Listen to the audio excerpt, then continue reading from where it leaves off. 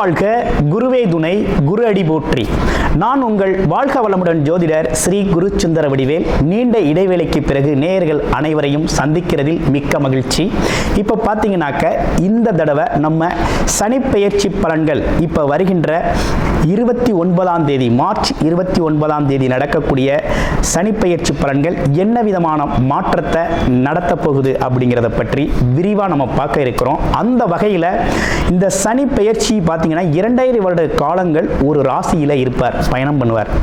அப்போ 2.5 வருட காலங்கள் பயணம் பண்ணுறதால என்ன விதமான மாற்றங்கள் இருக்கும், அதுலேயும் பார்த்தீங்கன்னா அவர் நகர்றதுனால ஒவ்வொருத்தருக்கும் ஒவ்வொரு விதமான சனிப்பெயர்ச்சி பலன்கள் இருக்குது. அதில் பாருங்கள், 7.5 சனி காலத்தில் அது பார்த்தீங்கன்னா முதல்ல விரயச்சனி, அடுத்து பார்த்தீங்கன்னா ஜென்மச்சனி, அடுத்து பாருங்கள் அர்த்தாஷ்டமச்சனி, அடுத்து அஷ்டமச்சனி, கண்டகச்சனி அப்படின்னு பல்வேறு விதமான விஷயங்களை கொடுக்க இருக்கிறார். அதில் ஒவ்வொரு ராசிக்கும் என்ன விதமான பாதிப்புகளை கொடுக்கிறார், என்ன விதமான பலன்களை கொடுக்கிறார்.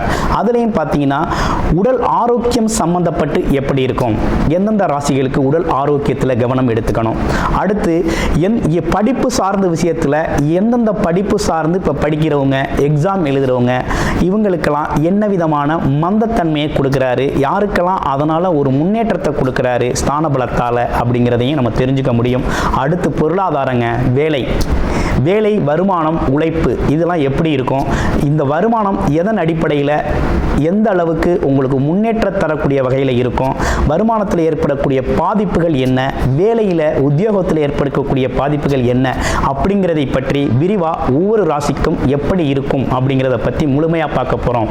அதில் பார்த்தீங்கன்னா குறிப்பாக படிப்பு சார்ந்த விஷயங்கள், வேலை சார்ந்த விஷயங்கள், வருமானம் சார்ந்த விஷயங்கள், தொழில் சார்ந்த விஷயங்கள், அடுத்து பார்த்தீங்கன்னா உடல் ஆரோக்கியம் சம்பந்தப்பட்ட விஷயங்கள், இவை அனைத்தும் சனி சம்பந்தப்பட்ட, அதுவும் ஆயுள் சம்பந்தப்பட்ட விஷயத்தையும் சேர்த்து முழுமையாக நம்ம இந்த விரிவாக நம்ம தெளிவாக பார்க்க போகிறோம். அந்த வகையில் இந்த வீடியோவை ஸ்கிப் பண்ணாமல் அனைத்து ராசிக்காரர்களும் விரிவாக பார்த்து தெரிஞ்சுக்கோங்க.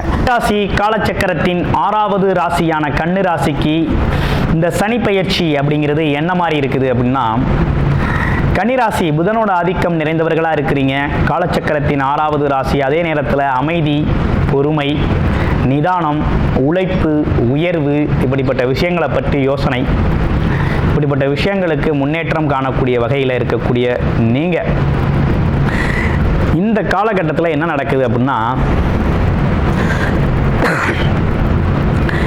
சனி இது நாள் வரையும் 6ஆம் இடத்துல இருந்தால் உங்களுடைய ராசிக்கு 6ஆம் இடத்துல இருந்தார். இப்போ 7ஆம் இடம் மாறிட்டார், கண்டக சனி ஆயிடுச்சு. கண்டக சனி என்ன மாதிரி பாதிப்பை கொடுக்கும் அப்படின்னா, சனியோட நேரடி பார்வை அப்படிங்கிறது ராசியிலே விழும். இப்போ கன்னிராசிக்கு சனி நல்லவரா கெட்டவரா அப்படின்னா, கன்னிராசியை பொறுத்த வகையில் சனி பகவான் நல்லவர் தான், நட்பு பாராட்டக்கூடியவர் தான். இருந்தாலும் அவர் இருக்கக்கூடிய ஸ்தானத்திலிருந்து பார்வை பலன் அப்படிங்கிறது நேரடியாக ராசிக்கே விழுகுது. அப்போ கண்டக சனி அப்படிங்கிறது கொஞ்சம் கவனம் எடுத்துக்க வேண்டிய அமைப்பு அப்படிங்கிறது உண்டு. எல்லாத்தையுமே கொஞ்சம் டெக்னிக்கலாக யோசிக்கிறது அப்படிங்கிறது கன்னிராசிக்கே உண்டான ஒரு அமைப்பு. ஆனால் இருந்தாலும் இந்த காலகட்டத்தில் ரொம்ப டெக்னிக்கலாக யோசிக்க முடியுமா அப்படின்னா யோசிக்கலாம். ஆனால் என்ன நடக்கும்னா, குடும்பத்தில் வீட்டில் எல்லாரும் இவர் முன்னாடி மாதிரி இல்லை, இப்போ வேறு மாதிரி மாறிட்டாரு அப்படின்னு சொல்லுவாங்க. அந்த மாதிரி அமைப்பு இப்போ வருது. ஏன்னா இந்த சனியோட பார்வை, கண்டகச்சனி அமைப்பு அப்படிங்கிறது என்ன அப்படின்னா, எதிர் திசையில் இருக்கிறவங்கள தனக்கு எதிரியாகவே காமிக்கும், இல்லைன்னா பிடிக்காதவராக காமிக்கும், இல்லைன்னா அவர் செய்கிற எதுவுமே பொருந்தாதது மாதிரி காமிக்கும். இப்போ அந்த வகையில் பார்க்கையில் கணவனோ மனைவியோ அல்லது நண்பர்கள் அல்லது பக்கத்து வீட்டுக்காரர், எது வீட்டுக்காரர், இப்படிப்பட்டலாம் இருந்தாங்க அப்படின்னா என்ன சொல்லுவாங்கன்னா, இவர் கொஞ்சம் முன்னாடி மாதிரி இல்லை, இப்போ வேறு மாதிரி தெரிகிறாரு, இப்போ வேறு மாதிரி செயல்படுறாரு, முன்னாடி கொஞ்சம் நல்லா இருந்தார், இப்போ ஒரு மாதிரி பண்ணுறாரு என்ன அப்படிங்கிற மாதிரிலாம் சொல்லுவாங்க. அந்த மாதிரி இப்போ கணவன் மனைவிலாம் இருந்தால், இவர் முன்னாடி நல்லா தாங்க பேசிக்கிட்டு இருந்தார், இப்போ சிடுன்னு எதுக்கு எடுத்தாலும் கோவப்படுறாரு, எரிஞ்சு எழுதுறாரு, எதை கேட்டாலும் சரியாக பதில் சொல்ல மாட்டுறாரு அப்படிங்கிற மாதிரிலாம் வரும். இந்த மாதிரி சூழ்நிலைகளை கொடுக்கக்கூடிய ஒரு அமைப்பு அப்படிங்கிறது இந்த கண்டகச்சனிக்கு உண்டு. அப்போ கண்டகச்சனி அப்படின்னா கணவன் மனைவி ஒற்றுமை குறைபாடு அப்படிங்கிறதுல கவனம் எடுத்துக்கணும். நண்பர்கள் வட்டாரத்துலேயும் கொஞ்சம் கவனமாக இருக்கும். கூட்டு தொழில் செய்கிறவங்களாக இருந்தாலும் கொஞ்சம் கவனமாக இருக்கும். ஏன்னா தொழில்காரகன் பார்க்குறார். அப்போ தொழில் சம்மந்தப்பட்ட விஷயம்லாம் கொஞ்சம் கவனமாக தான் இருக்கணும். ஏன்னா பார்ட்னர்ஷிப்லாம் பிரிஞ்சு போகக்கூடிய ஒரு அமைப்பு ஏற்படும். கூட தொழில் பண்ணுறேன்னு வந்து நின்னவர் திடீர்னு தொழில் உங்கள் கூட பண்ண முடியாதுன்ட்டு போவார், அப்படி பணத்தை கொடுங்க அப்படிம்பார். ஸோ இப்படிப்பட்ட விஷயமெல்லாம் நடக்கும். கடன் கொடுத்தவன் திடீர்னு இந்த நேரம் வந்து அவசரமாக கடனை திருப்பி கொடுன்னு கேட்கக்கூடிய சூழ்நிலைகள்லாம் உண்டாகும். அப்போ இந்த காலகட்டத்தை பொறுமையாக கவனமாக கையாள வேண்டிய காலகட்டமாக இருக்குது. ஒரு வகையில் சனி உங்களுக்கு யோகராக இருந்தாலும் இன்னொரு வகையில் அவரோட பார்வை அப்படிங்கிறதுனாலையும் இந்த கண்டகச்சனி அமைப்பு அப்படிங்கிறதுனாலையும் சிறிதளவாவது பாதிப்பு அப்படிங்கிறது உண்டு. அப்போ இந்த விஷயத்தெல்லாம் கொஞ்சம் கவனமாக இருக்கணும். எதில் கவனம் இருக்கணும்? உடல் ஆரோக்கியத்தில் கவனம் இருக்கணும். ஏன்னா நேரடியாக உங்களே பார்க்குறாரு. உடல் ஆரோக்கியத்தில் கவனம் இருக்கணும். ஒன்று, என்ன சாப்பிட்றோம், ஏது சாப்பிட்றோம் அப்படிங்கிறதுலையும், அது மட்டும் இல்லாமல் உடம்போட கொஞ்சம் கவனம் எடுத்துக்கணும். எக்ஸசைஸ், யோகா, மெடிடேஷன் போன்றவைகள்லாம் செஞ்சுக்கணும். அடுத்து ரிலேஷன்ஷிப், பார்ட்னர், கணவன் மனைவி, இவங்களெல்லாம் கொஞ்சம் கவனம் இருக்கணும். கொஞ்சம் பொறுமையும் நிதானமாக அன்பு பாராட்டி பேசணும் அப்படிங்கிறது தான் அமைப்பு. ஏன்னா அந்த காலகட்டத்தில் இதெல்லாம் பிரிவினை ஏற்படக்கூடும். கொஞ்சம் கவனமாக தான் இருக்கணும். பிரிவினை உருவாக்கக்கூடும். வாக்குவாதம், விவாதத்தை ஏற்படுத்தும். நீங்கள் ஒன்று சொல்லுவீங்க, அவங்க ஒன்று சொல்லுவாங்க, அவங்க ஒன்று சொல்லுவாங்க, நீங்கள் ஒன்று சொல்லுவீங்க. பிடிக்காத ஒரு குணநலம், ஒரு மனநிலை உருவாகும். அதனால் பிரிவு உருவாகும், மாற்றங்கள் ஏற்படும், கோபம், மனஸ்தாபங்கள் உருவாகும். இதெல்லாம் வந்து மாற்றம். இதெல்லாம் இந்த மாதிரி பிரச்சனைகள்லாம் வரும். ஸோ இதுக்கெல்லாம் கொஞ்சம் கவனமாக இருக்கணும், பொறுமையாக இருக்கணும், நிதானத்தை கடைபிடிக்கணும். மைண்டில் வச்சுட்டா போதும், ஆட்டோமேட்டிக்காக அந்த காலகட்டத்தில் அதை அப்படி அப்படியே அனுசரித்து போயிடுவோம் அப்படிங்கிற மாதிரி இருக்கும். ஸோ அப்புறம் வேறு என்ன விசேஷம்னு பார்த்தீங்கன்னா, சனி பகவான் 7ஆம் இடத்துலேருந்து உங்களோட 4ஆம் இடத்தை 10ஆம் பார்வையால் பார்க்குறாரு. அப்போ வாடகை வீட்டில் இருக்கவங்களாம் வீடை மாற்றிக்கலாம்னு தோணும். இல்லை புதுசாக ஒரு வீடு, பழைய வீடு வாங்கலாம்னு சில பேருக்கு தோணும். சில பேருக்கு இடமாற்றம் செஞ்சுக்கலாம்னு தோணும். சில பேருக்கு வண்டி வாகனங்கள் பிரச்சனை கொடுக்கும், ட்ரபிள் கொடுக்கும். ஆமாம், முன்னாடி மாதிரி வண்டி ஓடாது. இந்த மோட்டார் தொழில் செய்கிறவங்களாம் இருந்தீங்க அப்படின்னா அடிக்கடி வண்டி பழுது, வண்டி பிரச்சனை வரும், வாகனங்கள் பிரச்சனை கொடுக்கும், அங்கங்கே நின்றுக்கிறோம். ஏதாவது ஒரு காரணம் அதுக்கு வரும், அதுக்கு வரும். ஆமாம், ஆனால் நடக்கிறதெல்லாம் இதான்.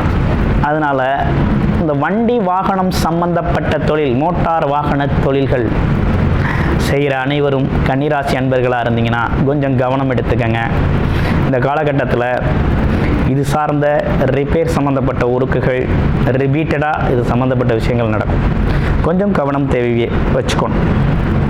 அதே போல் வீட்டுக்குள்ளே சின்ன சின்ன சண்டை சச்சரவுகள், வாக்குவாதங்கள், சுகஸ்தான பிரச்சனைகள் வரும்.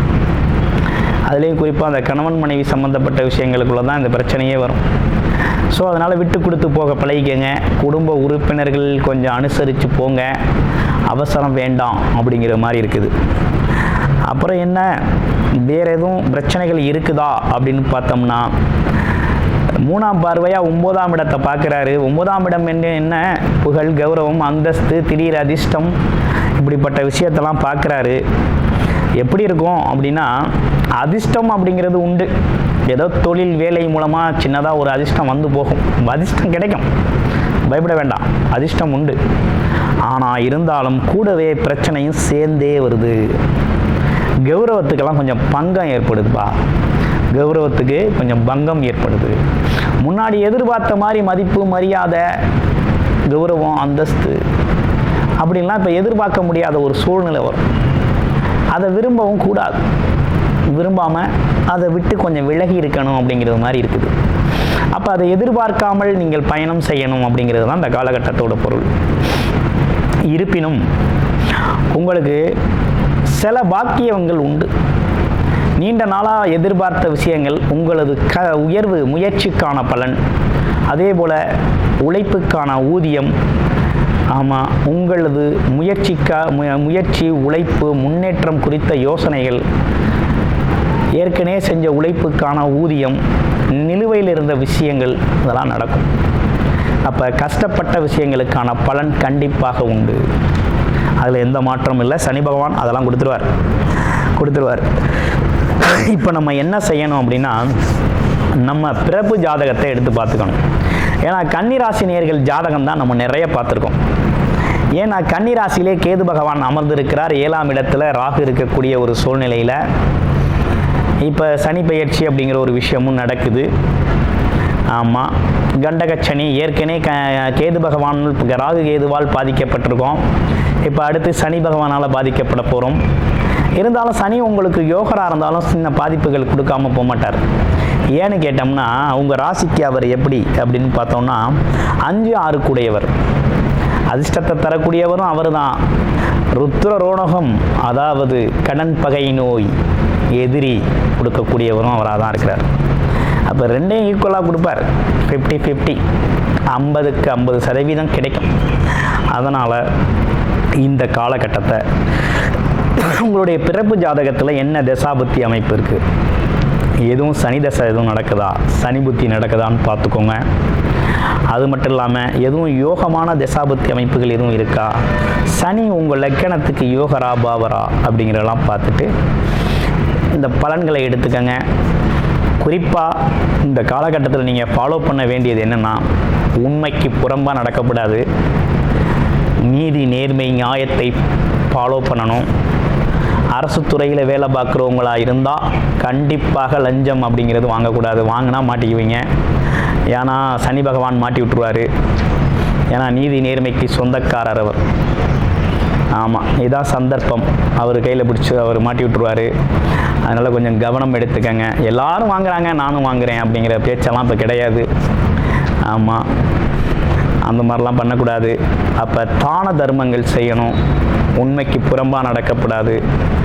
நீதி நேர்மையோடு நியாயமாக நடந்துக்கணும். அப்படிங்கிறதெல்லாம் ஃபாலோ பண்ணுங்கள். கூடுமான வரையும் உங்களால் முடிஞ்ச உதவிகளை மற்றவங்களுக்கு, அடிப்படையில் கஷ்டப்படுறவங்களுக்கு உதவி செய்யுங்க. உங்கள் வாழ்க்கை சூப்பராக இருக்கும். அது மட்டும் இல்லாமல் இந்த கண்டகச்சனி பாதிப்பிலிருந்து விடுதலை பெற என்ன செய்யணும் அப்படின்னா, சனிக்கிழமைகளில் சனி பகவான் எனக்கு எல் விளக்கேற்றி வழிபாடு செய்யுங்க. காயத்ரி ஜபம் செய்யுங்க. ஆமாம், ஆஞ்சநேயர் வழிபாடு அப்படிங்கிற ஒரு விஷயத்தையும் தொடர்ச்சியாக செஞ்சுக்கிட்டு வாங்க. வாழ்க்கை சிறப்பாக இருக்கும். அது மட்டும் இல்லாமல் குறிப்பாக உங்களை பொறுத்த வகையில் இந்த காலகட்டத்தில் நீங்கள் பொறுமையும் அமைதியையும் கடைபிடிக்கணும். அப்படிங்கிறது தான் அமைப்பு. எல்லாத்தையும் கொஞ்சம் அனுசரித்து செல்லணும். ஆமாம், யதார்த்தத்தை புரிஞ்சுக்க முயற்சி பண்ணணும். நன்றி, வணக்கம், வாழ்த்துக்கள்.